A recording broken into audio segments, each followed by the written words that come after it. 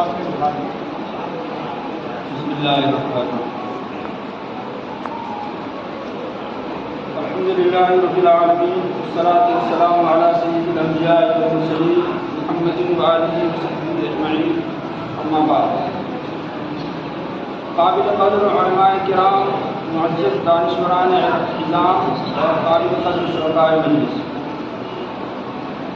وفاق العلماء کی مسرت اجلاس میں سب سے پہلے اللہ رب العزت کی بارگاہ اقدس میں حمد و ثنا کرتے ہیں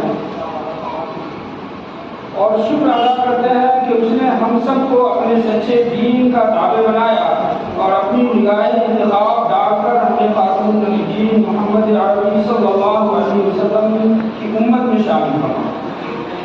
مہمانان ذی وقار، میں اس مبارک موقع پر باشندگان بردونی کی جانب سے صدر وفاق العلماء فقیہ العصر حضرت مولانا مفتی اختر امام عادل قاسمی دامت برکاتہم بانی و محتمی جامعہ ربانی منورہ شریف اور وفاق العلماء کے جنرل سیکریٹری حضرت مفتی شمیم احمد قاسمی ناظم جامعہ نور الاسلام بکری اور وفاق کے دیگر عہدیداران، ذمہ داران اور رفقا کی خدمت میں ہدیہ تشکر پیش کرتے ہیں کہ انہوں نے وفاق العلماء کے 20ویں پروگرام کے لیے جامع مسجد بردونی کا ملت کی ضیافت کا ہمیں موقع عنایت فرمایا. نیز آپ تمام سامعین حضرات کی خدمت میں یہ بھی ہدیہ تشکر پیش کرنا اپنا فریضہ سمجھتے ہیں کہ آپ حضرات نے اپنی بے پناہ مصروفیات کے باوجود ہماری حقیر سی دعوت قبول فرمائی اور قوم و ملت کی خیر خواہی کے جذبے سے وفاق العلماء کے اس پروگرام میں شرکت کے لیے تشریف لائے. سامعین ذی وقار، آپ حضرات بخوبی واقف ہیں کہ وفاق العلماء کا قیام جن اغراض و مقاصد کے لیے ہوا ان میں مدارس، علماء، حفاظ، ائمہ اور معلمین میں باہم قربت پیدا کرنا، ان کے مسائل و مشکلات کو حل کرنا، ان کی آواز عوام تک پہنچانا، سماج میں پھیلے ہوئے منکرات و خرافات کو ختم کرنا، نیز مدارس و مکاتب کے تعلیمی معیار کو بلند کرنا خاص اہمیت کا حامل ہے.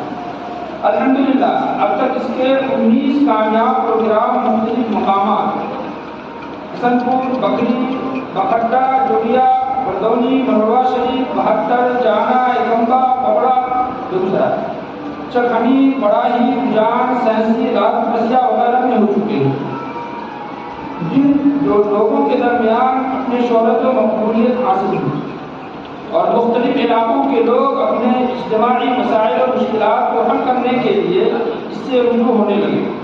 چنانچہ اس تنظیم نے تعلیمی، تدریسی، اصلاحی، دعوتی پروگرام کے ساتھ اجتماعی مشکلات کے مسئلے کو بھی اپنا ہدف بنایا اور باقاعدہ وفاق کی ایک اصلاح کمیٹی تشکیل دی گئی. اس کمیٹی نے مختلف مقامات پر ان کے طلب کے مطابق پہنچ کر نہایت عدل و انصاف اور شریعت و قانون کے مطابق واضح فیصلے کیے اور بہت سے ایسے قدیم مسائل کو حل کیا جو ایک زمانے سے لائق تھے. ان میں سے چند پروگرام قضیہ کو بطور اختصار پر ذکر کیا جاتا ہے. قضیہ فقور ضلع بیگوسرائے کے لیے اصلاح کمیٹی کی تشکیل. اس سلسلے میں سب سے پہلا سرزمین فقور ضلع بیگوسرائے کا سامنے آیا. وہاں ایک وقت صدر وفاق حضرت مفتی صاحب کی خدمت میں حاضر ہو کر اپنی دشواریوں کی ساری واردات سنائی. چنانچہ حضرت صدر وفاق کی ہدایت اور مشورہ کے مطابق ایک صلح کمیٹی تشکیل دی گئی. ان حضرات کی جدوجہد سے مسئلہ بآسانی سے سلجھ گیا. دوسرا قضیہ ایکمبا ضلع بیگوسرائے. وہاں کا یہ قضیہ سامنے آیا. وہاں کے باعودہ لوگوں کی درخواست پر حضرت صدر وفاق کی ہدایت و مشورہ کے مطابق اصلاح کمیٹی کے افراد نے وہاں پہنچ کر مسجد کے الجھے ہوئے مسائل کو حل کیا اور الحمدللہ وہاں کا مسئلہ حل ہو گیا. تیسرا قضیہ 72 ضلع بیگوسرائے. 72 کی سرزمین جہاں گاؤں والے 2 گروہوں میں تقسیم تھے. گاؤں والے کے مطالبے پر حضرت صدر وفاق کی ہدایت پر اصلاح کمیٹی کے افراد تشریف لے گئے. چنانچہ اصلاح کمیٹی کی کاوشوں اور جدوجہد کی بنا پر دونوں فریقوں کو ضم کیا گیا اور اثر نو ایک کمیٹی بنائی گئی اور اسی میں سے ایک شخص شخص کو متولی بنایا گیا اور ایک کو نائب منتخب کیا گیا۔ اس طرح اصلاح کمیٹی نے اپنی پوری دیانتداری کا ثبوت دیتے ہوئے امت کو منتشر ہونے سے محفوظ کر لیا۔ چوتھا قضیہ رحمانی مسجد لال قبسیہ کی۔ رحمانی مسجد لال قبسیہ میں باہمی اختلاف کی بنا پر آزان نماز بند کر کے مسجد میں تالا لگا دیا گیا۔ وہاں کے ذمہ داروں نے حضرت وفاق کی خدمت میں حاضر ہو کر وہاں کی کچھ بڑی کہانی سنائی۔ بالآخر اصلاح کمیٹی کے ارکان وابستہ ہو کر روانہ ہوئے اور جامع مسجد لال قبسیہ میں ایک اہم نشست منعقد ہوئی اور متعلقہ اشخاص سے گفتگو کے بعد اتفاق رائے اسی وقت رحمانی مسجد لال قبسیہ کا تالا کھلوایا گیا اور نماز عصر باجماعت ادا کی گئی اور باقی مسائل کے لیے ایک لائحہ تیار کیا گیا۔ پانچواں قضیہ سمراہ مسجد ضلع بیگوسرائے۔ یہاں کا مسئلہ بھی کافی پیچیدہ تھا۔ مسجد میں جانے کے لیے کوئی راستہ ہی نہیں تھا، جس کی وجہ سے نماز باجماعت متاثر تھی۔ حضرت صدر وفاق ان پیچیدہ مسائل حل کرنے کے لیے کمیٹی کو تشکیل دی۔ کمیٹی نے کئی نشستوں میں مسائل کو حل کیا۔ مسجد کے راستے کے لیے زمین حاصل کی گئی۔ مقررہ امام کی تنخواہ کا نظم نہیں ہوا تو وفاق کی طرف سے تقریباً 6 ماہ ان کی تنخواہ کا نظم کیا گیا تاکہ اس دوران حالات معمول پر آئیں۔ اسی طرح وفاق العلماء بہار کی تنظیم حکموں پر امت لے کے کھڑی رہی۔ آج کا جو 20واں اجلاس ہے، اس کا جو موضوع ہے وہ 3 اہم موضوع ہیں۔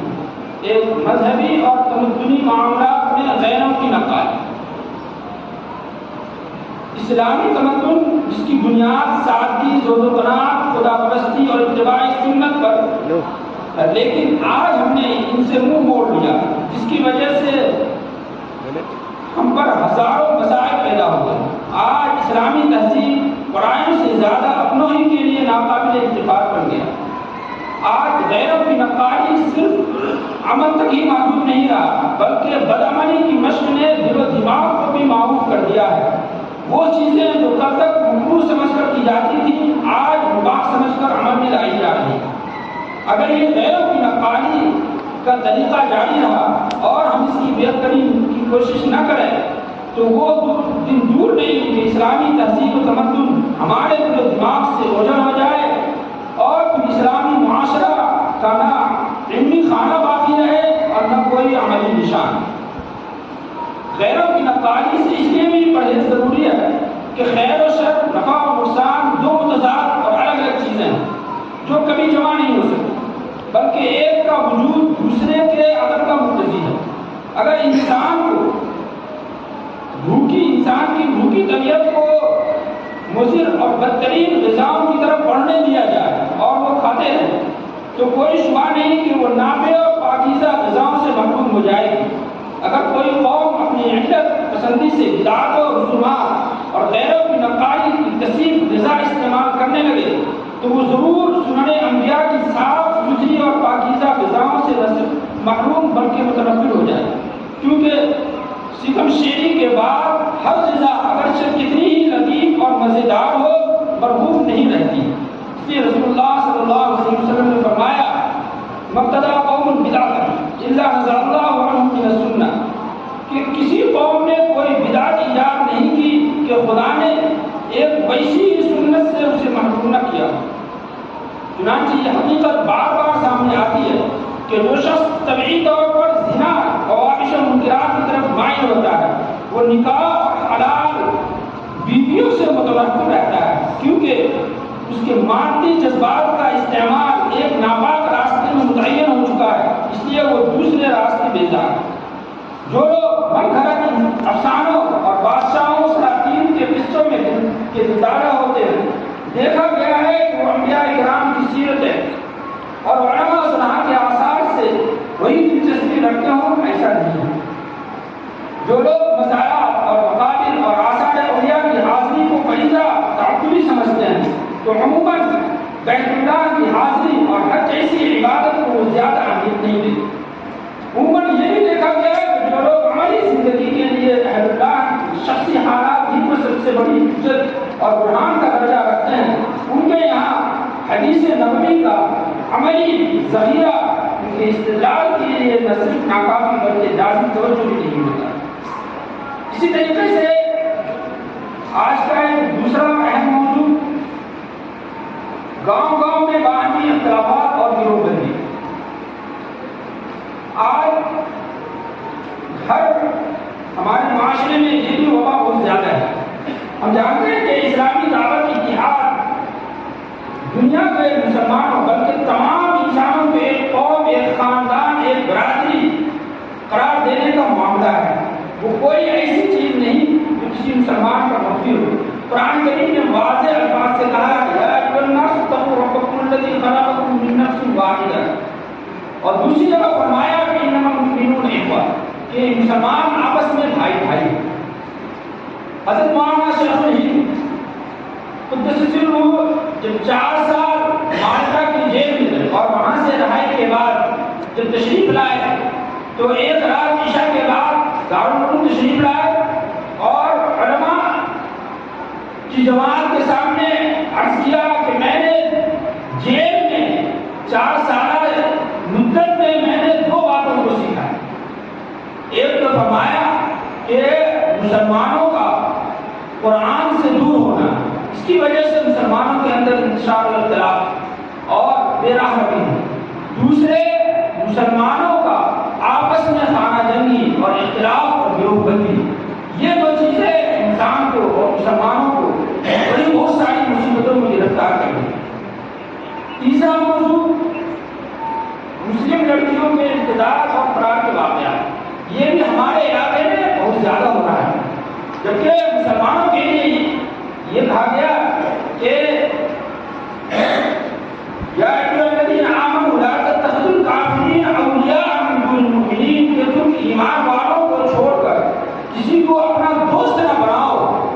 اور آج ہمارے معاشرے میں لڑکیاں اس طریقے سے بے حیائی کی طرف جا رہی ہیں کہ مسلموں سے شادیاں اور اس طرح کے واقعات ہو رہے ہیں جس پہ ہم کو غور کرنے کی ضرورت ہے۔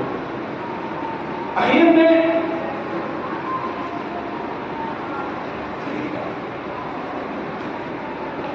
اس موقع پر تمام باشندگان بردوی اور تمام منتظمین و محبین کا شکر ادا کرنا ضروری سمجھتا ہوں، جن کی جانی و مالی تعاون سے یہ پروگرام علماء، حفاظ، ائمہ اور دانشوران کی ضیافت سے سرفراز ہو رہا ہے۔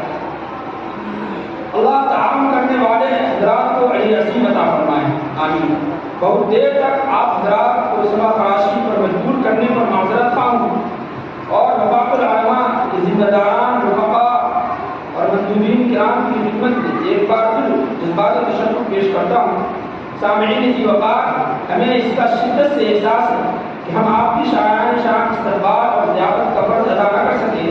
اس سلسلے میں خدام و کارکنان باشندگان بردونی کی طرف سے جو تقصیرات ہوں، بندہ ان کے لیے معذرت خواہ ہے، اور دعا گو ہے کہ اللہ رب العزت آپ حضرات کی تشریف آوری کو قبول فرمائے اور ہم سب کو اپنی مرضیات کو کرنے کی توفیق عطا فرمائے۔